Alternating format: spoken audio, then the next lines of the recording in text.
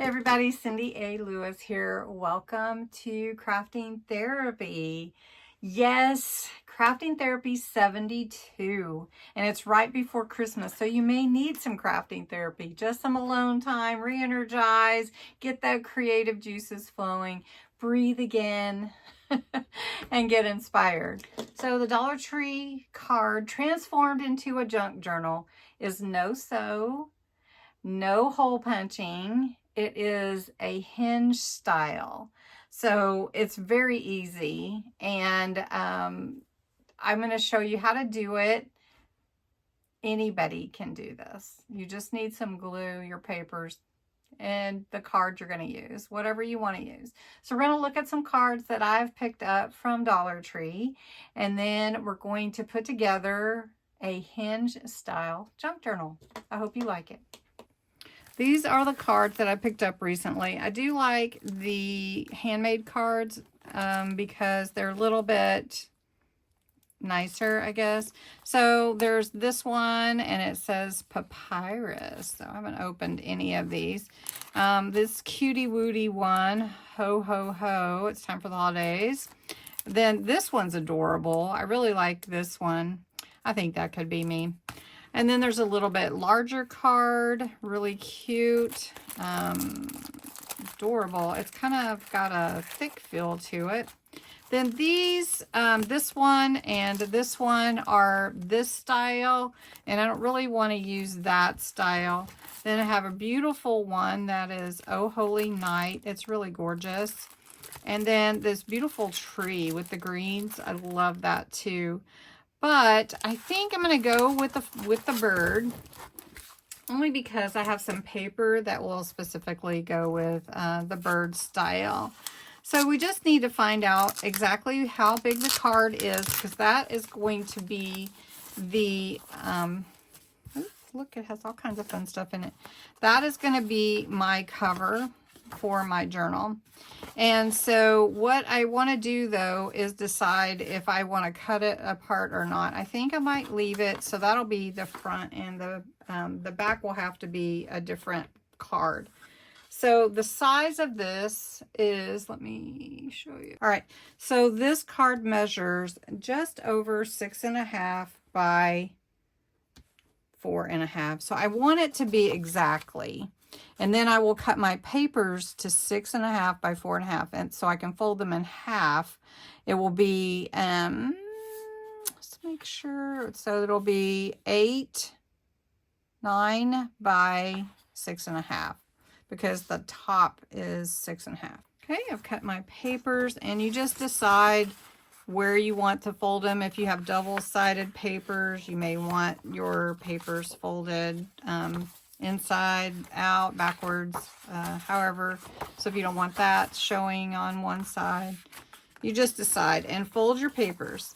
So my papers, I cut from double-sided paper again, and they are going to be a hinge journal with this card right here. So I'm just going to fold all of these in half, and then we're going to create the hinges so that you can see how that works.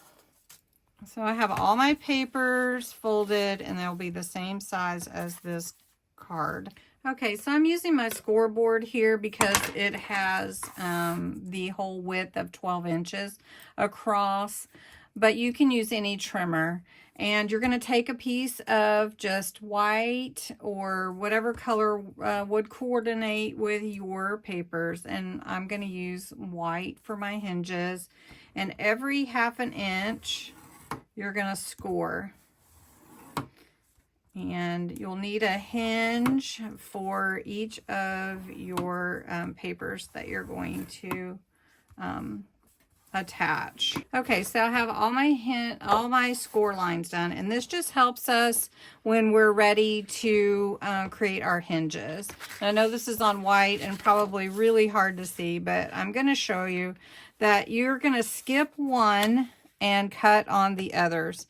So it just helps you to cut your hinges, and then you're going to fold your hinges like this. Now, I want to recommend Journaling with Janie. I've linked her below. Just if you want to go and visit her channel and say hello and tell her Cindy A. Lewis sent you over. She does some really fun things. We can help build her channel as well.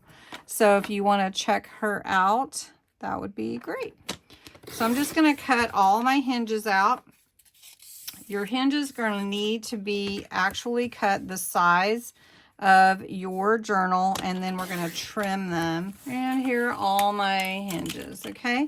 So they're cut to the size of my page, to 6.5. So for your hinge, you want to make sure that you're cutting like a little corner off from the center this way. That's going to be your hinge, and it just has an ease of attachment. So from the center, cut the corner, from the center, cut the corner. Okay, and you're going to do that to all your hinges to prep them. Just cut. Now if you need a guide, you can definitely create a guide. So you don't want to cut a lot, just a little, just from the ease of attaching your hinge. Okay, just like that. You'll do that to all of your hinges. All right, so you're going to use this as your hinge, and it is going to glue down right here, and then this paper will glue down to the other side. So we're just going to put some glue.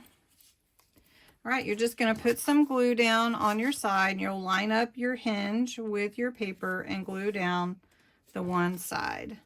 You want to make sure it lines up with the outside edge of your paper, whatever that might be. Okay. Then you're going to take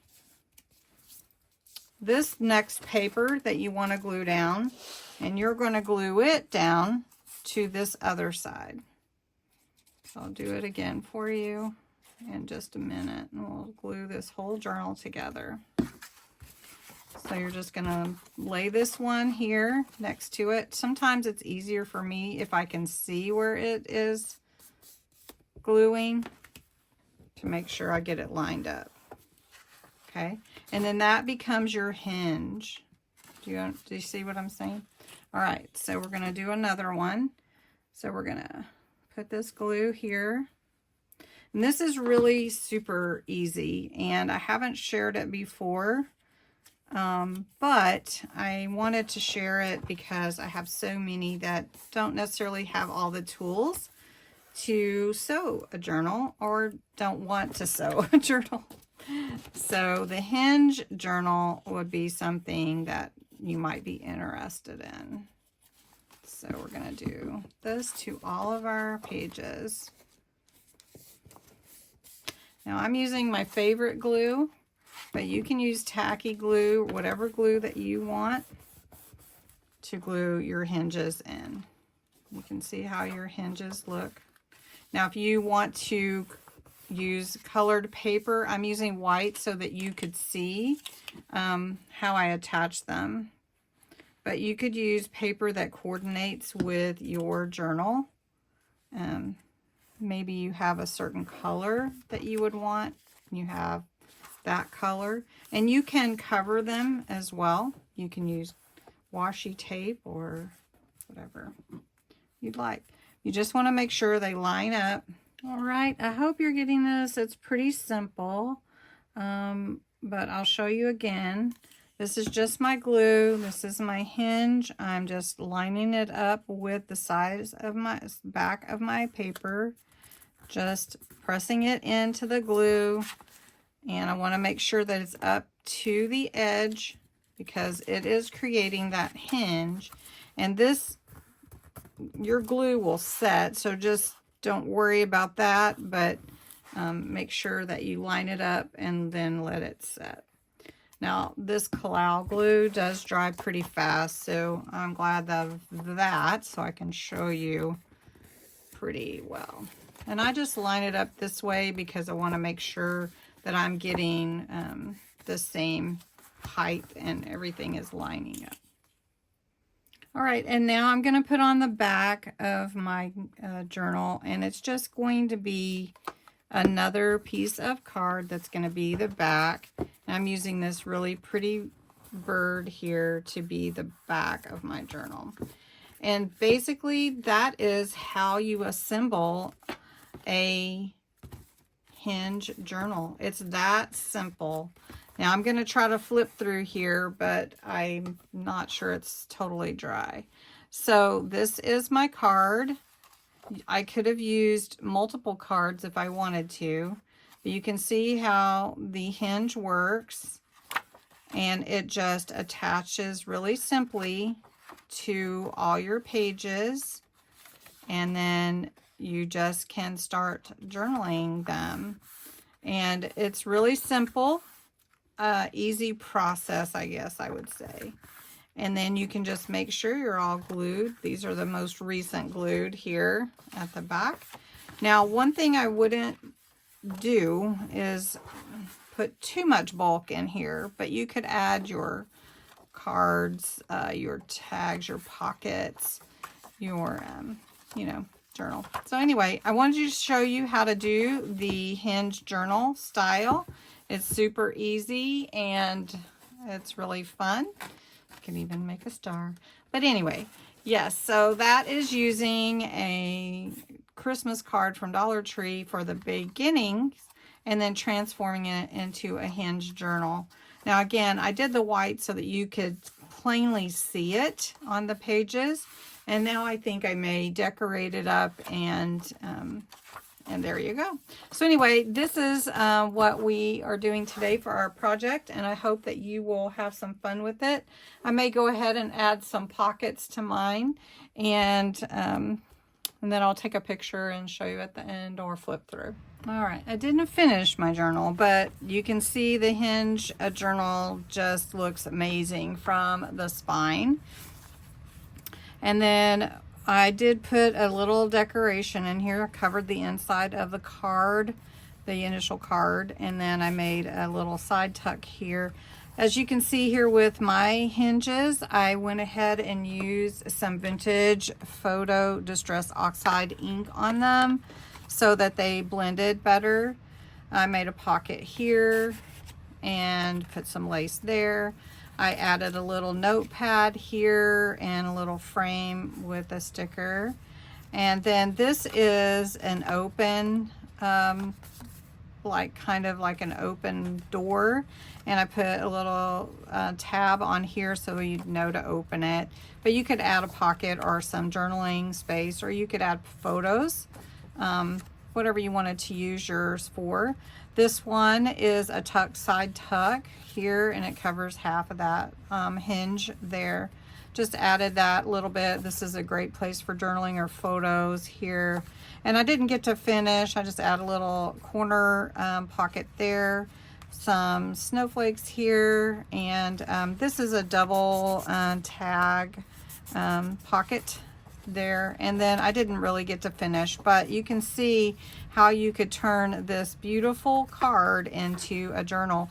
And this is the Hinge journal style. So I hope you liked it. Please share, like it, subscribe to my channel if you aren't already. I'd love to get to meet you. If you're new, post below and let me know who you are, where you're from. Just say hi. So anyway, thanks so much, and don't forget to go check out Journaling by Jamie and tell her Cindy A. Lewis sent you.